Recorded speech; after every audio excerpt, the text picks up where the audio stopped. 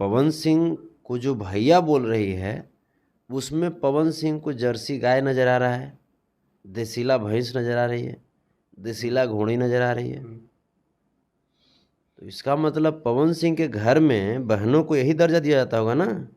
पवन सिंह भी अपने बहन को यही देसीला गाय जर्सी घोड़ी समझते होंगे। तो ऐसी गंदी सोच वालों को स्टार प्रचारक भाजपा ही बना सकती है। गाय या गधी बना रहे हो देश की महिलाओं को, वो हम जान रहे हैं, वो तुमको विद्या भाजपा से मिला होगा। तो मुँह छलाक छिलाया ही, मुँह दाढ़ी जब छिनाया, चिकना जब लगने लगा तो हमारा हल्का निगाह गड़बड़ा गया था इस पर।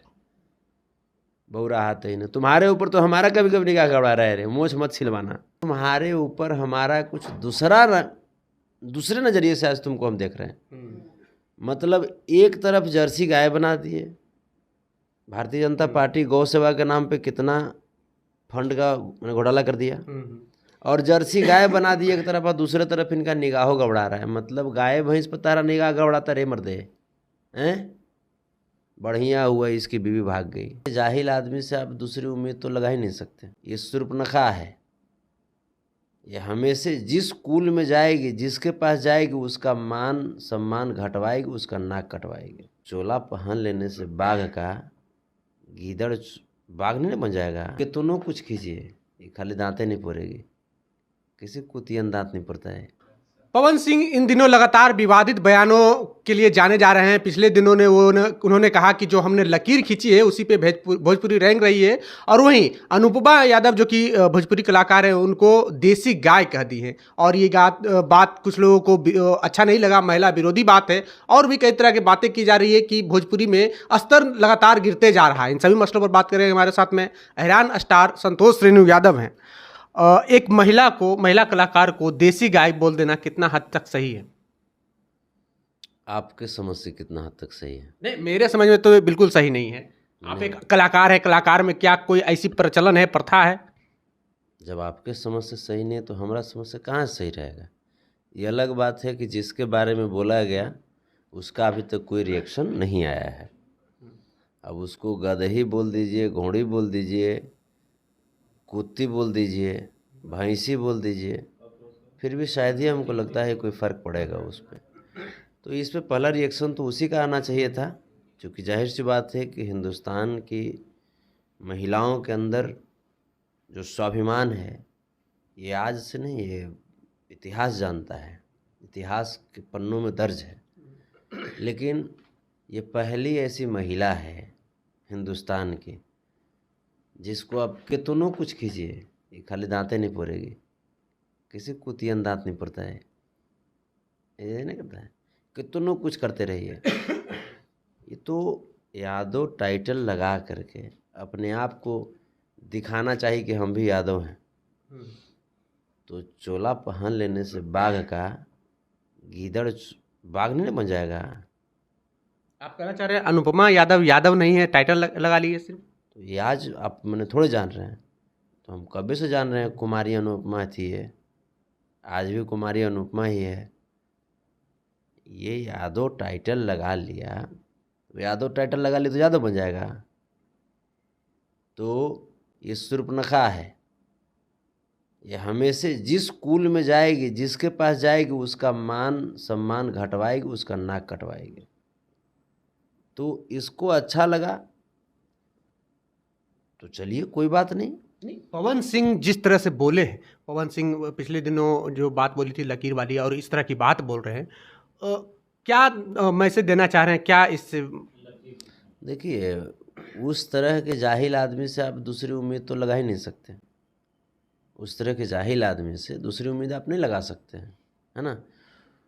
जैसे पिछली बार लकीर वाली बात, ठेंगा वाली बात दिखाया था उन्होंने, इस बार जो शब्द निकाला गया जिस कलाकार के लिए, वो कलाकार मंच से अगले को भैया कह करके संबोधित करती थी। तो भाई पवन सिंह को जो भैया बोल रही है उसमें पवन सिंह को जर्सी गाय नज़र आ रहा है, देसीला भैंस नज़र आ रही है, देसीला घोड़ी नज़र आ रही है। तो इसका मतलब पवन सिंह के घर में बहनों को यही दर्जा दिया जाता होगा ना। पवन सिंह भी अपने बहन को यही देसीला गाय जर्सी घोड़ी समझते होंगे। तब तो यही जो विचार होगा, जो थॉट होगा, वो तो वही होगा ना। दूसरी चीज कि ये भाजपा के स्टार प्रचारक हैं पवन सिंह, आपको ये भी नहीं बोलना चाहिए। भारतीय जनता पार्टी के स्टार प्रचारक हैं, चुनाव लड़ने वाले हैं। हाँ, चुनाव भी लड़ने वाले हैं। और भारतीय जनता पार्टी में महिलाओं के लिए बहुत कुछ किया जाता है, ऐसा कहा जाता है। बताइए ना। अब इस चीज़ को समझिए कि वो बोलते बोलते कह रहे हैं कि आज तुम्हारे ऊपर हमारा कुछ दूसरे नज़रिए से आज तुमको हम देख रहे हैं। मतलब एक तरफ जर्सी गाय बना दिए, भारतीय जनता पार्टी गौ सेवा के नाम पे कितना फंड का घोटाला कर दिया, और जर्सी गाय बना दी एक तरफ, और दूसरे तरफ इनका निगाहों गबड़ा रहा है। मतलब गाय भैंस पर तारा निगाह गबड़ाता रे मर्दे हैं। बढ़िया हुआ इसकी बीवी भाग गई। आज पहली बार हम बोल रहे हैं, ऐसे ऐसे बेवड़ों के पास कौन भारतीय नारी रहेगी जी, जिसको गाय भैंस पर निगाह गबड़ाता है, जिसको बकरी पर निगाह गबड़ाता है, कुत्ती पर निगाह गबड़ाता है, हैं? ये कौन सा लॉजिक हुआ कि गाय भैंस वाली बात, बीवी भागने से इसका क्या संबंध है? अरे अब तो खुदे कह रहा है ना, खुदे कह रहा है कि आज तू जर्सी गाय लगातार, देसीला गाय लगातार, तारा ऊपर हमारे निगाह गबड़ाइल बा। तो जब इसको जब जानवरे से मतलब है, जब जानवरे पर इसका निगाह गबड़ाता है, तो बीवी क्यों रहेगी भाई? पावर स्टार है ना। हाँ, तो इसीलिए समूचा पावर गई है भैंसा पर उतार रहे हो। कहीं लताड़ी मार दिया पिछवाड़े से तो समूचे मुँह नाक तो लाले हो जी, थोड़ा बिगड़ जी तो वही जा पावर दिखावत रहिए। इसको मूर्ख आदमी को ये भी पता चलना चाहिए कि रिप्रोडक्टिव सिस्टम का जो एनर्जी जो होता है ना, वो जितना एनर्जी इसके पास होगा ना, रिप्रोडक्टिव सिस्टम तुम नहीं समझोगे रे मूर्ख, सुन। रिप्रोडक्टिव सिस्टम तुम नहीं समझोगे रे मूर्ख, सुन।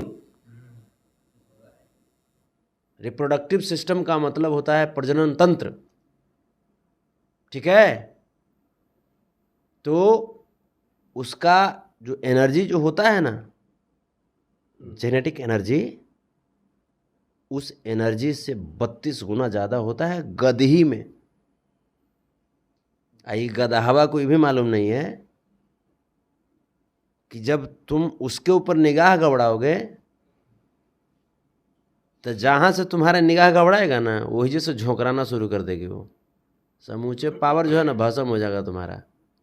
बौराहा कहीं का जब भी बोलेगा बाकल आदमी, जब भी कुछ न कुछ उल्टा पुल्टा बोल देगा। बिचवा में मुँह छिला लिया था, मुँह छनाक छिला लिया था, समझे? तो जब मुँह छलाक छिलाया ही, मुँह दाढ़ी जब ही छिनाया, चिकना जब लगने लगा, तो हमारा हल्का निगाह गबड़ा गया था इस पर। बौराहा तो ही ना, तुम्हारे ऊपर तो हमारा कभी कभी निगाह गबड़ा रहे रे। मूछ मत छिलवाना, मूछ दाढ़ी मत छिलवाना। तुम किसको कह रहे हैं? वही कह रहे हैं, पगला कह रहे हैं।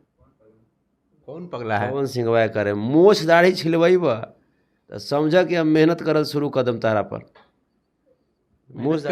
किस प्रकार का मेहनत? मेहनत होता ना है, एनर्जी, डिस्ट्रीब्यूशन ऑफ एनर्जी, वो शुरू कर देंगे। इस चलते ज़्यादा जो आवर पावर और टावर जो तुम कर रहे हो ना, जो गाय या गधी बना रहे हो देश की महिलाओं को, वो हम जान रहे हैं, वो तुमको विद्या भाजपा से मिला होगा।